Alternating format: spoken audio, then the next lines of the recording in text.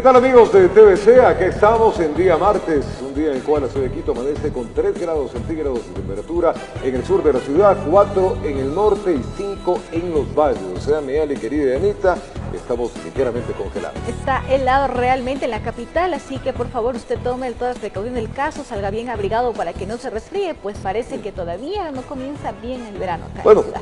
Día realmente frío, póngale un cafecito caliente, un té, lo que más le guste, desayune con ganas, salga con buenas energías, importante para que uno se llene de positivismo, para que las cosas que vaya a realizar este día martes sean realmente efectivas. Así que aquí iniciamos desde la ciudad de Quito, les enviamos un abrazo grande. Empezamos entonces contándoles que en la vía Loja-Cuenca se registró un accidente de tránsito, 10 personas resultaron heridas. El conductor del bus interprovincial se dio a la fuga. Un accidente de tránsito ocurrió en la vía Loja-Cuenca en el sector de San Lucas. Una cooperativa de transporte viajeros y una camioneta fueron los automotores involucrados.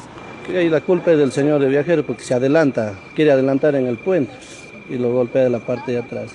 Producto de este accidente de tránsito, pues como pueden ver hay daños materiales, las personas heridas, los vehículos perdieron la calzada de circulación y terminaron en un terreno irregular. 30 personas viajaban en la cooperativa, 10 de ellas fueron trasladadas de inmediato a diferentes centros de salud de Loja y Saraguro. El conductor de la cooperativa se dio a la fuga, mientras que el de la camioneta se encuentra detenido para investigaciones.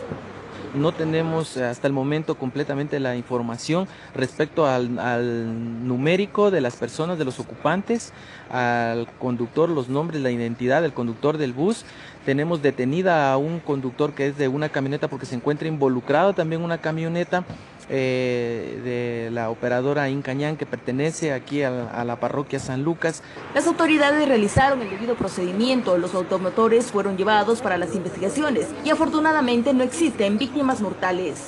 Autoridades en lo posterior, tanto Fiscalía como la Jefatura de Accidentología Vial de la Policía Nacional, indicará en lo posterior pues cuál es la causa que originó directamente este accidente de tránsito. Según primeras investigaciones, el exceso de velocidad sería una de las causas de este accidente. En Loja informó Marcela Constante Brito. Sin poder irnos a la provincia de Los Ríos, un conductor allá habría perdido el control de su auto y se impactó contra un poste de alumbrado público. Este hombre quedó debajo del vehículo. Veamos qué pasó. La desesperación de los vecinos hizo que voltearan el carro para sacar de abajo a José Toro.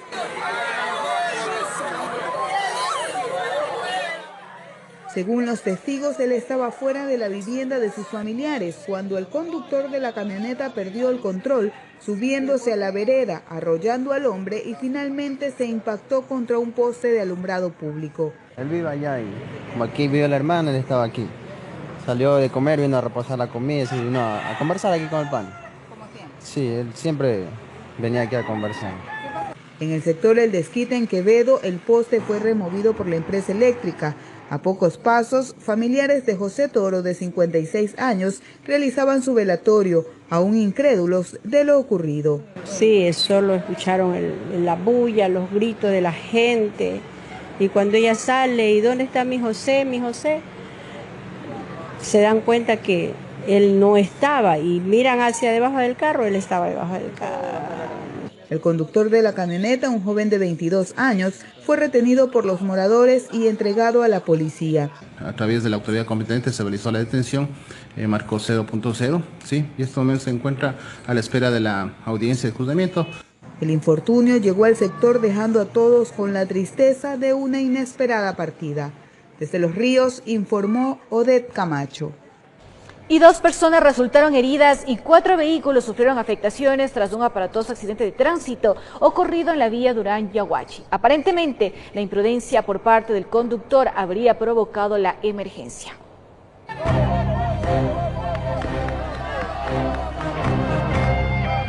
Son los instantes en los cuales se logró liberar a la pequeña furgoneta, con el conductor en su interior. Segundos antes, el vehículo permanecía atrapado bajo la pesada estructura de esta volqueta tipo bañera. Atrapando a un conductor de uno de estos vehículos y a una señora en el otro vehículo, la cual ya está transportada a una casa. Según detalles proporcionados por agentes de la Accidentes de tránsito. El percance se produjo en el kilómetro 5 de la red vial estatal colectora E49, más conocida como vía Durán-Yaguachi. Este expreso escolar se parqueó hacia un costado de la ruta norte-sur. El auto gris se acercó desde la izquierda, pero se detuvo de forma repentina. Atrás venía el pesado vehículo cuyo conductor trató de evitar el impacto e invadió carril contrario. Pero eso provocó el choque contra otro expreso que iba en esa dirección, hasta que finalmente terminó por volcarse sobre la vía, derramando las toneladas de maíz que transportaba. No le cogieron freno, iba a mucha velocidad para poder hacer ese giro, por ese motivo también se volcó un cuarto. Por fortuna no hubo pérdidas humanas, pero sí 2 personas que sufrieron golpes y fracturas. Era un conductor y un pasajero de los expresos. El transportista del vehículo amarillo es la persona que quedó atrapada. Debió esperar durante algunos minutos hasta que, con la ayuda de máquinas pesadas, fue posible rescatarlo. Efectivamente tuvimos que levantar los vehículos, estabilizar los vehículos y tratar de sacar, primero estabilizando a la persona, al adulto que estaba ahí en el vehículo, dándole una vía para que se pueda estabilizar la presión interna. Al final, los carros involucrados fueron trasladados hasta el canchón de tránsito, mientras que los conductores debieron enfrentar el procedimiento. Informó José Morales. Escuchen bien, amigos, existen varios factores para que se produzcan accidentes de tránsito en nuestro país. Entre ellos, los más comunes: conducir con desatento, o sea, despistados, el uso del teléfono celular en la gran mayoría de los casos. Las autoridades de tránsito buscan, a través de la Semana de Seguridad Vial, crear conciencia a ustedes. Además, se va a evaluar a 13 conductores del transporte público. Veamos. La Semana de la Seguridad Vial tiene como objetivo concientizar a la ciudadanía y promover políticas que contribuyan a reducir el índice de siniestros viales en el país. El conducir desatento es la primera causa de accidentes de tránsito y el principal distractor es el teléfono celular. Lo fundamental es el conducir desatento. Estamos alrededor del 25% allí de los siniestros de tránsito. Después tenemos el exceso de velocidad y tenemos no respetar las distancias entre los vehículos. Otra causa importante es el conducir bajo la influencia del alcohol o sustancias estupefacientes. De acuerdo a las cifras de la Agencia Nacional de Tránsito, en el año 2017, 2.153 personas perdieron la vida en las vías y en lo que va de este año se ha reducido en un 13% los siniestros de tránsito. Según las autoridades, se tomarán más controles para los motociclistas. Cuando se realiza la evaluación, un 30% de las personas que fallecen son motociclistas, porque no tienen los cascos, no tienen los elementos de seguridad necesarios y también los elementos ópticos. Otra de las acciones conjuntas entre los organismos de tránsito es que desde finales de este mes se evaluará a más de 13.000 conductores de transporte público. Es garantizar que quien está al frente de la conducción de unidad de transporte efectivamente garantice la seguridad de los usuarios, fundamentalmente de quienes obviamente operan, y también de las unidades. La evaluación será teórica, psicosensométrica y práctica. Los choferes que no aprueben no podrán conducir vehículos de transporte público. Quienes no pasen la evaluación vayan a un proceso de capacitación y posteriormente, si ya no existe la subsanación, digamos, se tiene que proceder con la revocatoria de la licencia. Campañas de respeto al peatón, de límites de velocidad, conferencias en diferentes lugares, son algunas de las actividades que se ejecutarán durante 6 días. Informó Priscila Cadena. Y ahora presten mucha atención a la siguiente noticia, y es que una joven madre y su hija se encontrarían desaparecidas desde el pasado 23 de junio. Ellas habrían salido supuestamente a un paseo y no volvieron. Lo único que tienen es un correo que aparentemente envió la joven mencionando que no retornaría a casa.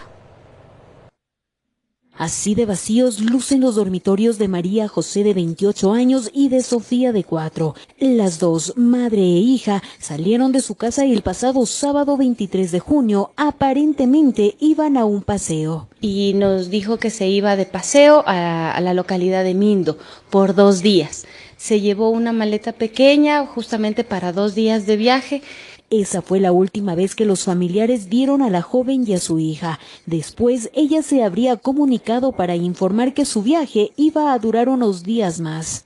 El día domingo le llama por teléfono a mi mamá y le dice que se va a quedar un par de días más en el paseo, lo cual no nos llamó la atención para nada. Tras recibir ese corto mail, la familia se alarmó, ya que según mencionan, ella no se llevó ropa ni para la pequeña Sofía, por lo que sospechan que algo grave puede estar sucediendo. Donde mi hermana manifiesta que ya no va a volver a la casa y que se encuentra viviendo en la playa y que tiene casa y trabajo en la playa.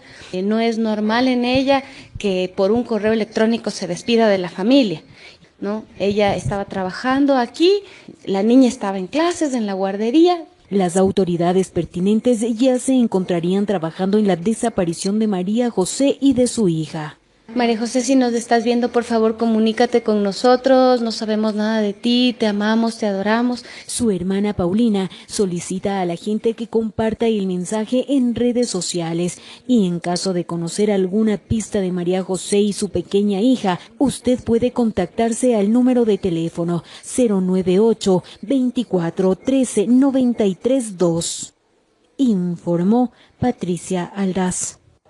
Y es que, amigos, existe gran conmoción tras conocerse el caso de una niña raptada en el cantón Cascales, de allá en la provincia de Sucumbíos. La menor de 12 años y en estado de gestación habría sido secuestrada de su salón de clases. Veamos. A veces digo, ya lo quiero borrar de mi mente, pero no lo puedo. Es algo tan doloroso. María no puede contener las lágrimas.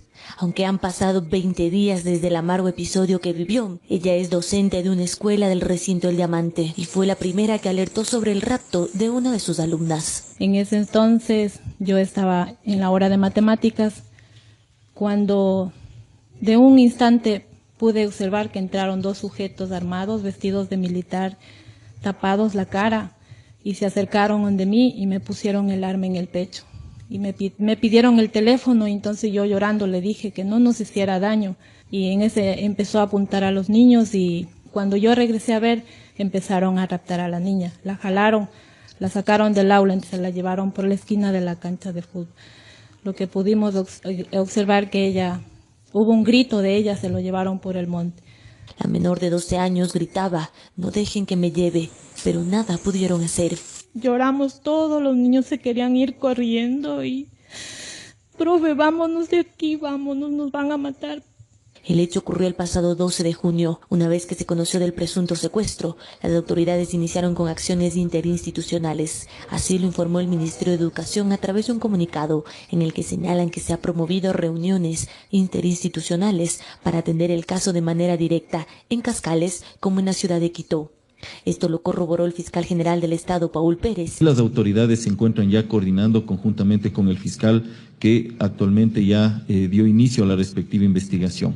En este sentido, queremos nosotros solamente informar por cuanto se trata de una investigación previa y la información de estos casos son reservados. Mientras tanto, el Ministerio del Interior aseguró que el hecho no estaría relacionado con ningún grupo armado de Colombia, como se presumía en primer lugar, eso debido a la vestimenta que portaban los hombres que se llevaron a la menor. De acuerdo al hilo de las investigaciones, el rapto tendría vínculo con una denuncia de presunta violación hecha por la familia de la menor que estaría en estado de gestación. Se cree que el secuestrador sería el presunto abusador, que habría querido tener una relación sentimental con la menor, pero frente a la negativa de los padres, este habría procedido a raptarla. En la zona existe conmoción y aún se desconoce el paradero de la niña. Además de los operativos de búsqueda, las autoridades brindaron apoyo psicológico a los menores que presenciaron el secuestro, informó Carolina Basante.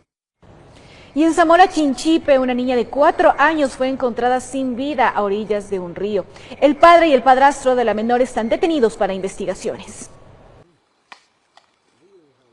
Kerly es la menor de tan solo 4 años de edad quien fue encontrada sin vida en las orillas del río Zamora en el sector de Cumbaratza, un hecho que deja en zozobra a toda una población amazónica. Digamos, sería una persona, como le digo, sin un alma y sin conciencia para que haga un caso de esos. La menor, según moradores, fue encontrada por una persona que se dedica a la pesca. El cuerpo estaba en un saco de yute. Encima de unas piedras encontraron el saquillo que estuvo ahí. Cuando los policías le miraron, le tomaron fotos. No pueden entender los familiares esta terrible noticia. La pequeña que era tranquila y que apenas empezaba a vivir. Piden justicia a quien le arrebató la vida. si algún día llegara a aparecer esa persona malvada que nos hizo es un daño a la bebé que le hecho, que no hemos tenido rencor con nadie, venganza con nadie. La niña es solo de reconocida de madre, nunca le hemos pedido ayuda, tal vez si fue al papá, nunca le hemos pedido ayuda a nadie. 2 personas están detenidas para investigaciones, el padre de la menor y su padrastro. Se sospecha del padre biológico y del padrastro, pero como digo, esos son sospechas. En Zamora Chinchipe informó Marcela Constante Brito. Hacemos la primera pausa acá en TVC y al retornar la defensa de Balda solicitaría prisión preventiva contra Rafael Correa Delgado. Además, las observaciones al proyecto de reformas a la Ley Orgánica de Comunicación fueron presentadas por la Comisión de Participación Ciudadana y SAICE, esto ante los comisionados de Derechos Colectivos de la Asamblea Nacional. Ya volvemos con más información.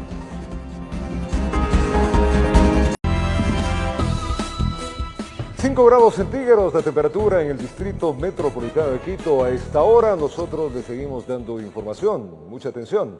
La defensa del político Fernando Balda solicitará la prisión preventiva contra el expresidente Rafael Correa Delgado, luego de que éste no se presentara ante la Corte Nacional de Justicia, como le fue solicitado a través de ser vinculado a la investigación del frustrado secuestro de Balda. Miremos. A las 11 de la mañana, hora de Bruselas, el expresidente Rafael Correa llegó hasta el Consulado de Ecuador en Bélgica, en donde entregó un escrito para dar cumplimiento a la comparecencia solicitada por la jueza Daniela Camacho el pasado 18 de junio. Sin embargo, para Felipe Rodríguez, abogado defensor del político Fernando Balda, esto no tiene validez. Rafael Correa no se puede presentar donde a él le plazca presentarse. Además, la juez ordenó que no se puede presentar en Bélgica y se tiene que presentar en Quito. Es por eso que Rodríguez señala que la presentación de Correa en Bélgica contradice lo dicho por la jueza Camacho, por lo que solicitarán la revisión de las medidas cautelares. Y la ley dice que si incumplió la medida alternativa a la prisión preventiva, entonces tendrá que dictarse una medida privativa de libertad, en este caso la prisión preventiva. Existen cuestionamientos sobre si es válido o no la diligencia del expresidente, por lo que la Fiscalía dijo que solicitará a la Corte Nacional de Justicia un informe antes de dar el siguiente paso. Si es que efectivamente ha existido o no el cumplimiento de la disposición judicial. Una vez que nosotros tengamos la información, se tomarán las decisiones del día de mañana. Para la defensa del exmandatario, Correa cumplió con lo solicitado ante la justicia y además adelanta que el día martes se pedirá se levanten las medidas cautelares. Pedirle a un ciudadano que está domiciliado en otro continente que venga por sí antes y cada 15 días a firmar un papel, una diligencia de 10 minutos se regrese, es absolutamente arbitrario. Correa fue vinculado al caso Balda, que investiga el secuestro frustrado del ex asambleísta Fernando Balda en 2012. Informó Carolina Basante. Y el ex asambleísta Fernando Balda aseguró que seguirá procesos de investigación hacia el expresidente Rafael Correa y, de ser necesario, acudirá a organismos de seguridad extranjera para traerlo al Ecuador. Vamos a solicitar con mis abogados una audiencia de sustitución de medidas. En este caso, lo único que cabe conforme al artículo 536 es que se sustituya las medidas cautelares de presentación por la prisión preventiva por no haber acatado la disposición de juez competente. Y al no encontrarse el expresidente Rafael Correa en el Ecuador, como es de dominio público, solicitaremos que se pida a Interpol inmediatamente su ubicación y captura para que pueda ser traído al Ecuador y responder de cara a la justicia. Contarles ahora que dentro de la recepción de pruebas en el oficio del proceso de juicio político en contra del ex superintendente de bancos Cristian Cruz, el presidente del Consejo Directivo del IES señaló que la deuda del Estado con la institución se encontraría en 2.527 millones de dólares, valor que no sería fijo debido al ingreso de pensionistas. Esto dijo.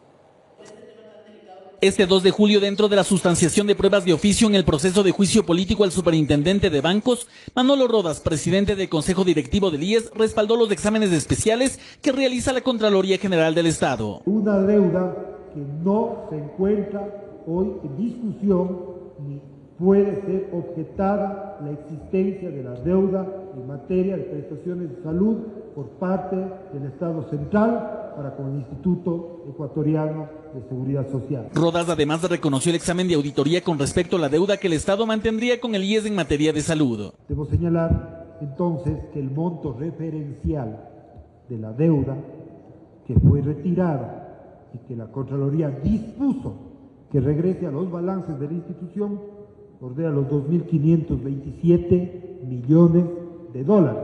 Deuda que según Rodas se encontraría en incremento debido a algunos factores. Se actualizan o aumentan su volumen todos los días, en virtud de que se atienda a una persona con enfermedades catastróficas o una persona con discapacidad, porque la ley dispone que el Estado tiene que pagarle a la Seguridad Social por esas prestaciones que reciben. De su parte, el asambleísta e interpelante del juicio político Raúl Tello se ratificó en que Cruz habría incurrido en un incumplimiento de funciones. Esto tras la comparecencia del presidente del Consejo Directivo del IES, quien reconoció que existe deuda por parte del Estado con la institución. De la intervención del señor presidente del Consejo Directivo se desprende aquello, porque de todo lo que ha relatado al respecto del primer informe de la Contraloría en el 2015, el segundo en el 2017, en ninguna parte se encuentra intervención del superintendente de bancos. Por otra parte, el legislador Homero Castañer instó a la presidenta de la Comisión de Fiscalización a llamar nuevamente al ministro de Finanzas Richard Martínez, debido a la ausencia a comparecer del funcionario ante la comisión en 2 ocasiones consecutivas.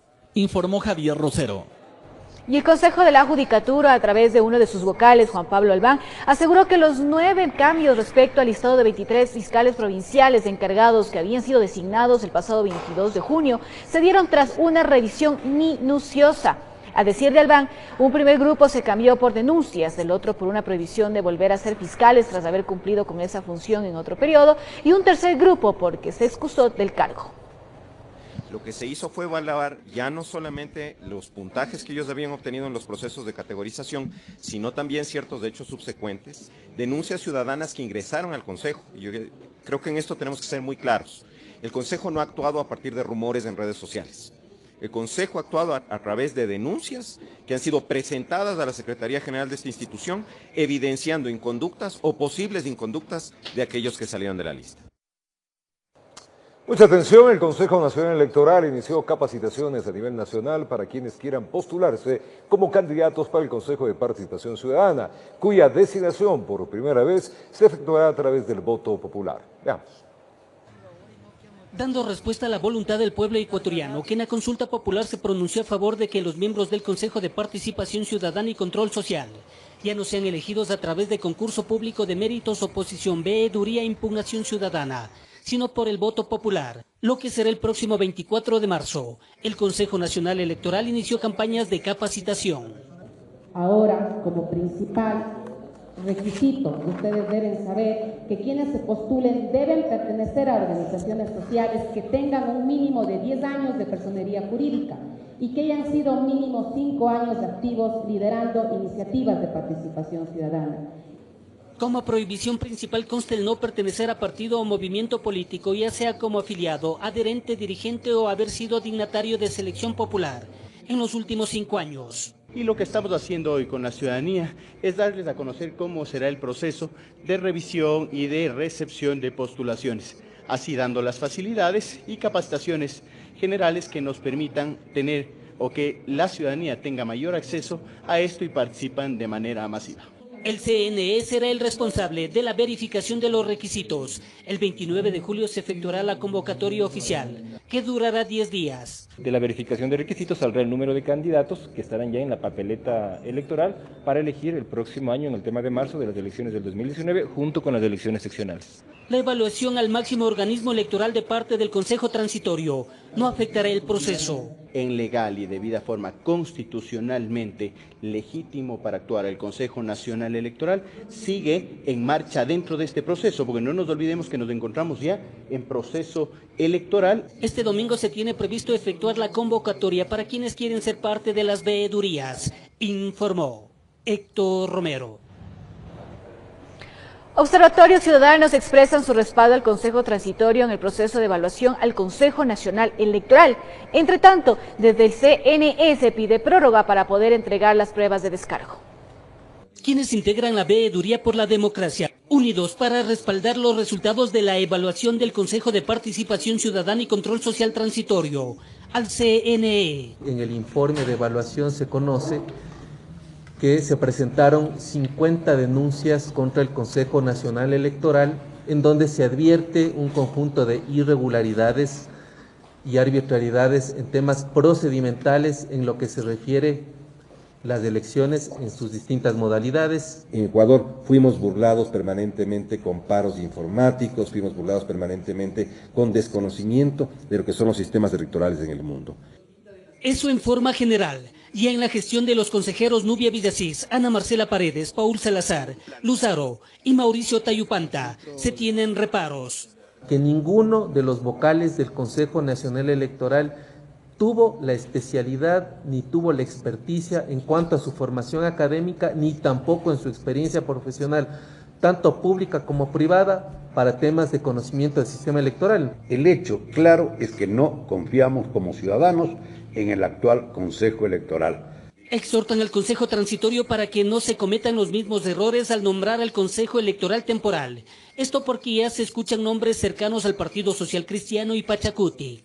El encargo no debería ser a figuras, entre comillas, notables, sino que el encargo debería darse a personas expertas en sistema electoral, sistema de partidos, democracia, en todo lo que significa pesos y contrapesos. Ana Marcela Paredes, vicepresidenta del CNE, se muestra partidaria de la evaluación y con sus compañeros han solicitado una prórroga para poder presentar las pruebas de descargo. Creo que ha sido un trabajo bastante consistente y por supuesto llega a temas como este momento que podemos tener diferentes argumentaciones legales que en el día de la audiencia podremos debatirlas, podremos dar a conocer distintos puntos de vista. Informó Héctor Romero.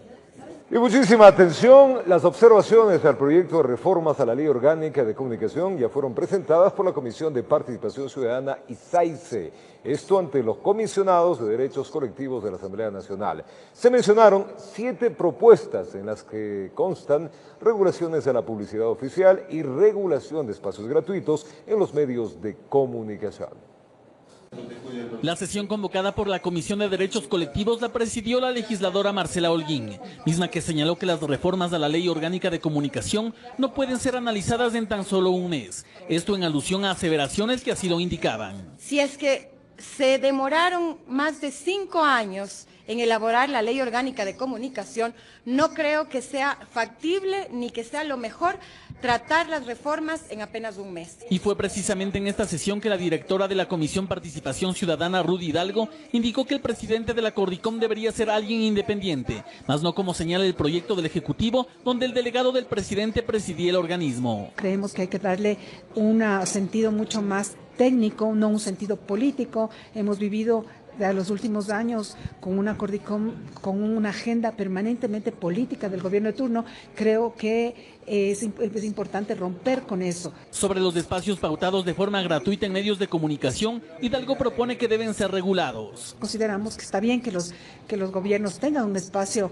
gratuito en los medios de comunicación, pero siempre y cuando estos espacios no puedan ser utilizados o no sean utilizados para atacar líneas editoriales, no sean utilizados para atacar adversarios políticos. De otra parte, el presidente de SAICE, quien también asistió, propone que en la ley se haga respetar los derechos de autores y compositores nacionales. Ante ello mencionó que el 1 por 1 vigente en la ley actual no ha tenido el efecto que esperaban. El crecimiento, el avance de la industria del entretenimiento en nuestro país no se ha visto afectada de manera determinante por esta medida que sí generó muchísimo rechazo por parte de las radios. La asambleísta Holguín aprovechó la oportunidad para manifestar su posición frente a una posible revisión salarial para los periodistas. Voy a defender a los trabajadores de la comunicación, voy a defender los derechos adquiridos. En igual sentido se pronunció respecto de la profesionalización de este gremio, que según la transitoria de la ley vigente tendrían hasta el próximo año para cumplir con este requisito. Yo defenderé la profesionalización de los periodistas. Yo creo que la Ley Orgánica de Comunicación lo que ha buscado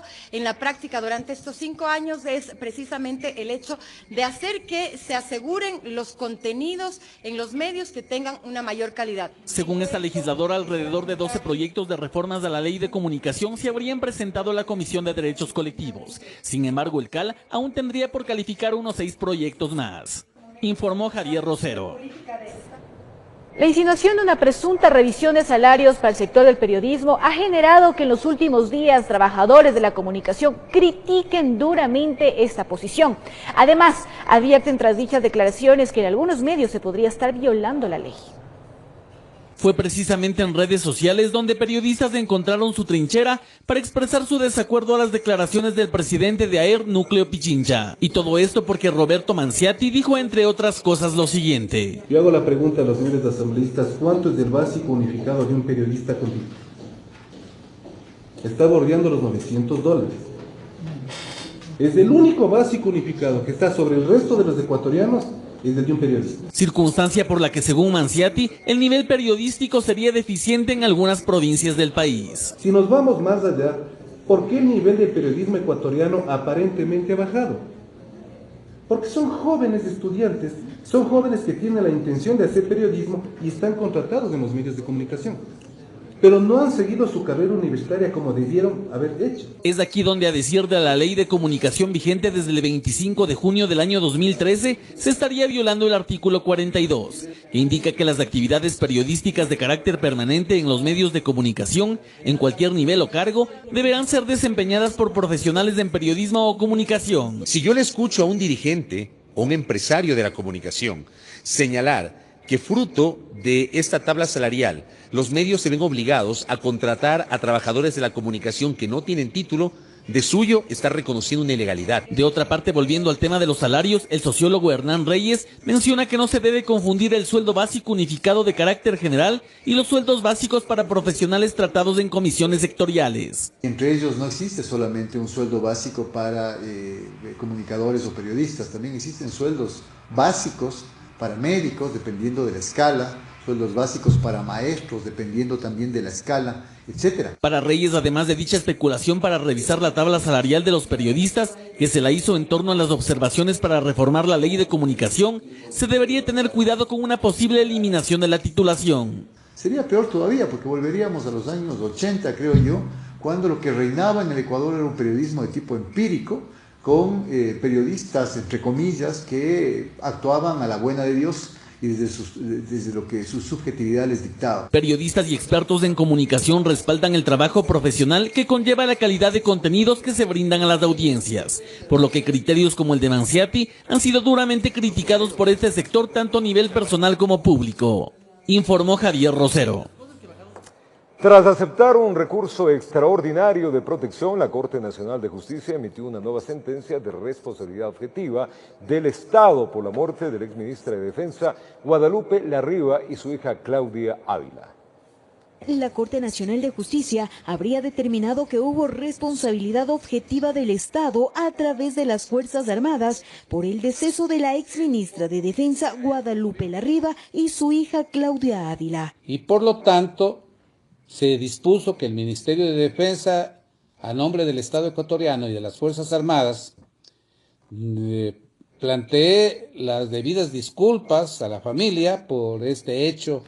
Además, debe indemnizar los valores que están indicados en la sentencia y que asimismo la Procuraduría General del Estado inicie las acciones de repetición a aquellas personas que en definitiva patrocinaron este acontecimiento. Esta nueva sentencia fue dictaminada por la Sala de lo Contencioso Administrativo tras aceptar un recurso extraordinario de protección interpuesto por Víctor Granda, abogado de la familia, ante la Corte Constitucional. Nosotros siempre hemos sostenido que la responsabilidad del Estado no solo era por la muerte de la hija, sino también de su madre, la ex ministra de Defensa. A decir del abogado, el principal fundamento serían los informes militares, donde se establecería que los altos mandos no tuvieron el debido cuidado al momento que Larriva y su hija subieron al helicóptero de guerra, en el que se realizaron ejercicios bélicos. La ministra y el alto mando militar debían estar de espectadores, y sin embargo los señores del mando militar y de la brigada aérea Paquisha de la aviación del ejército decidieron involucrarle a la ministra en el ejercicio de guerra, estando expresamente prohibido por la ley, los reglamentos y elementales principios de seguridad.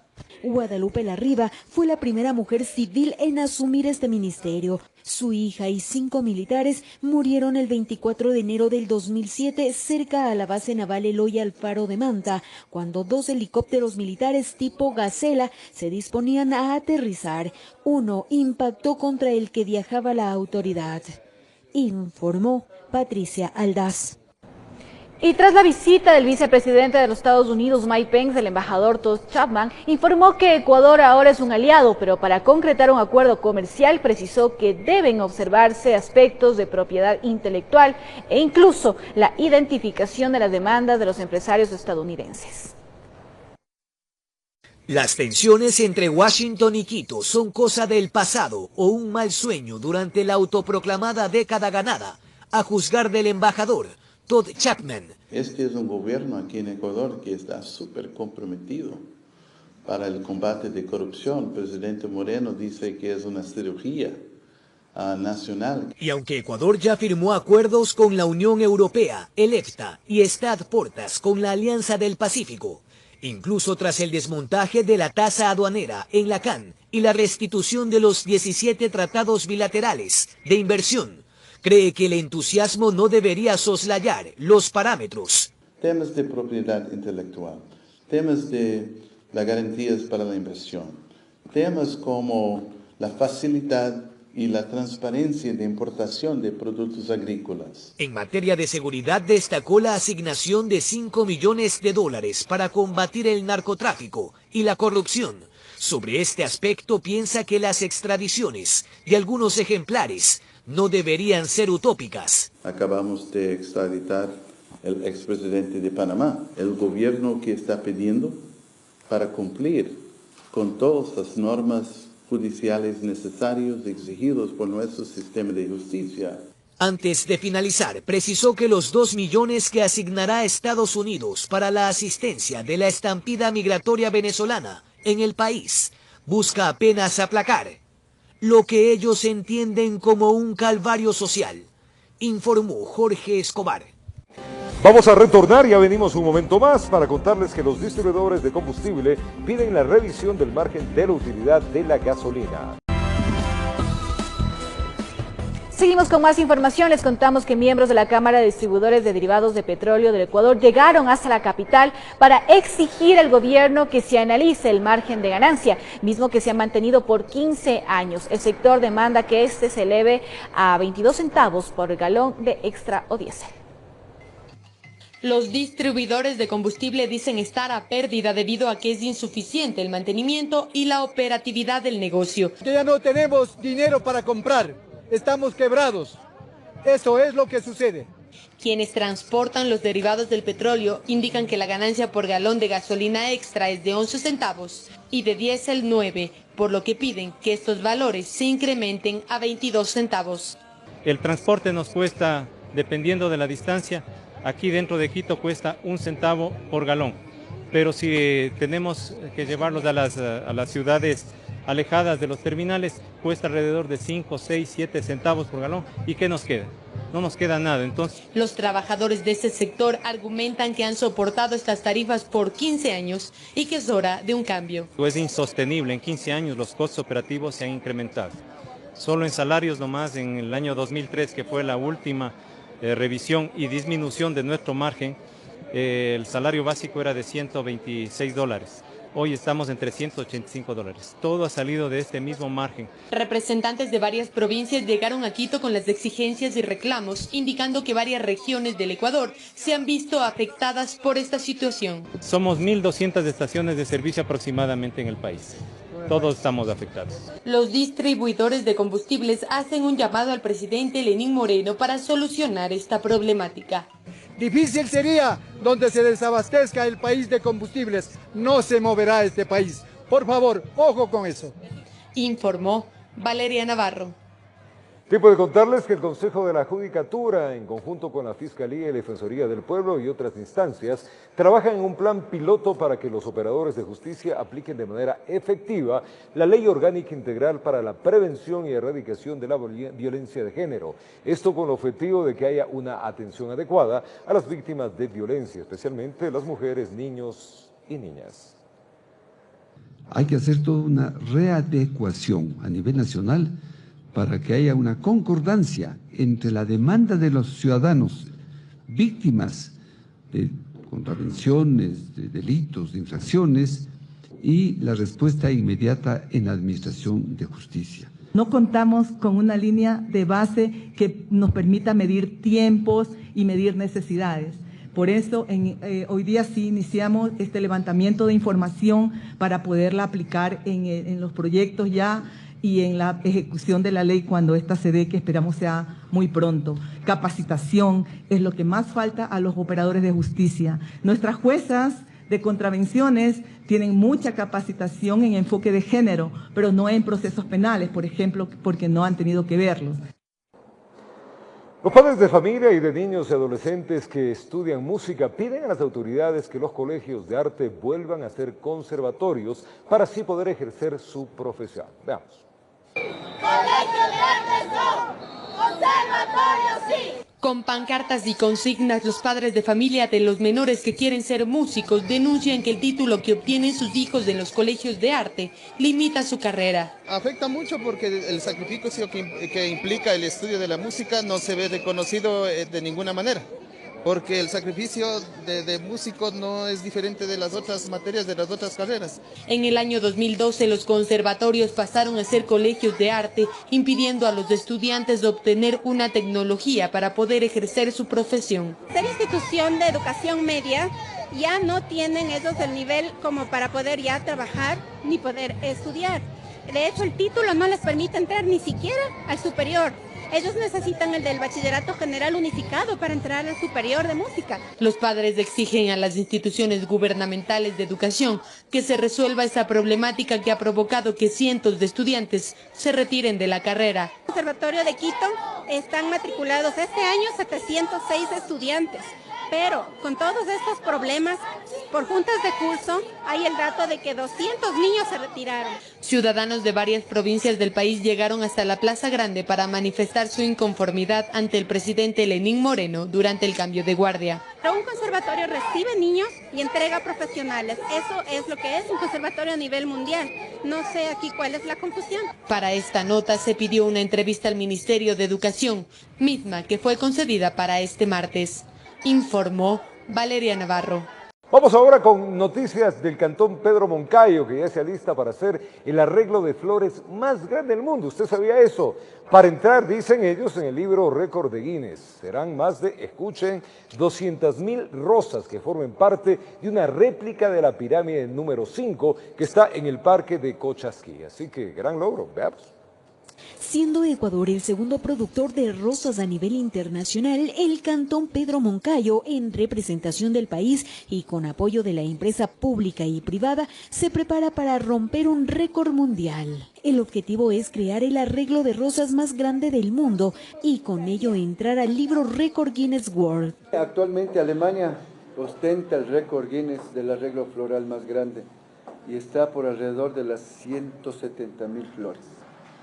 No es fácil, estamos en el verano es cuando menos se produce, pero creo que lo vamos a lograr muy bien. Todas estas rosas de distintos colores serán colocados en una réplica de la pirámide número 5, que se encuentra ubicada en el Parque Arqueológico y de Investigación Científica Cochasquí.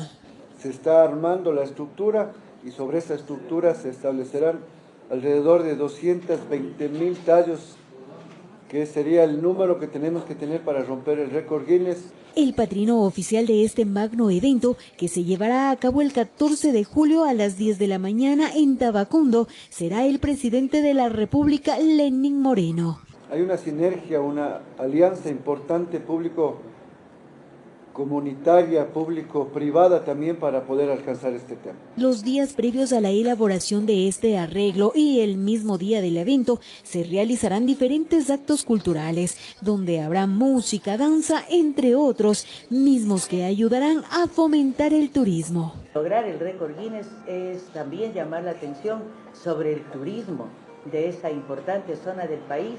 Informó Patricia Aldaz.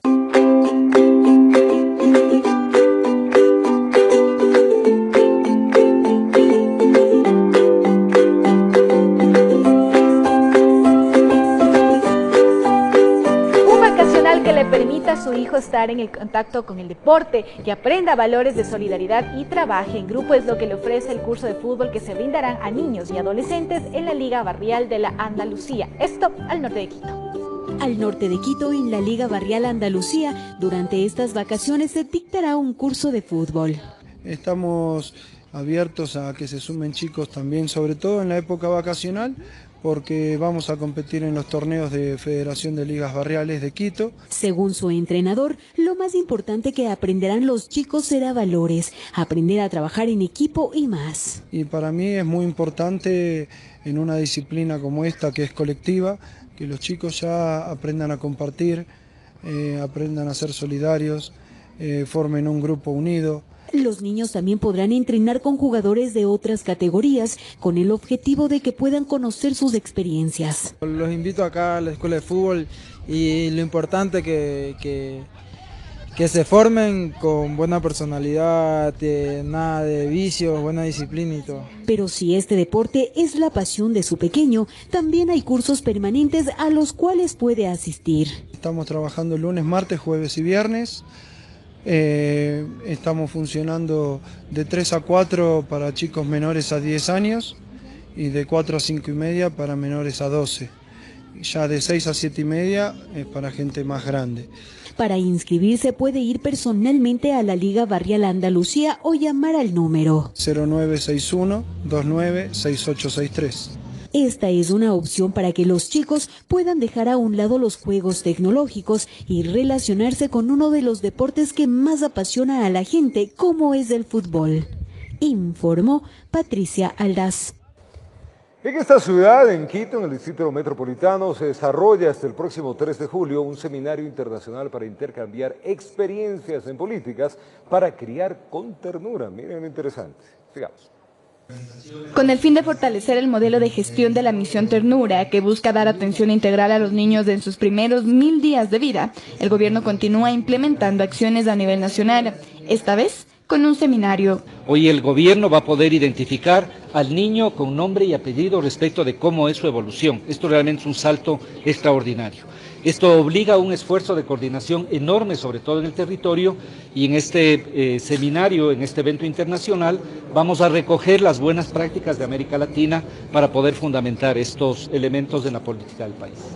A decir de Rocío González, esposa del primer mandatario y quien está al frente del proyecto, ya hay resultados de la misión Ternura. Contamos ya con 59 municipios con esas técnicas interinstitucionales instaladas. Tenemos a más de 800 educadores en desarrollo infantil integral y técnicos trabajando en la identificación de hogares en condiciones de pobreza y vulnerabilidad con niños y niñas de hasta 5 años. Para el Ministerio de Inclusión Económica y Social, así como para la Secretaría de Planificación y Desarrollo, es de suma importancia que a nivel nacional se hable de políticas públicas para la primera infancia. Por ello dicen, entre las acciones que se llevan a cabo, se tiene también previsto enviar a la Asamblea Nacional una ley que impulse las mismas. Se trata de que este ejercicio que estamos haciendo intersectorial no quede, digamos, como un ejercicio de buena voluntad, sino que exista una ley que nos dé un mandato claro, tanto en términos de la acción, de la corresponsabilidad, cuanto en términos de las competencias institucionales y el marco fiscal de financiamiento. El seminario, que contará con la participación de las autoridades del Consejo Sectorial Social, técnicos nacionales, academia y expertos internacionales en desarrollo infantil, se realizará hasta este 3 de julio. En Quito informó Andrea Orbe.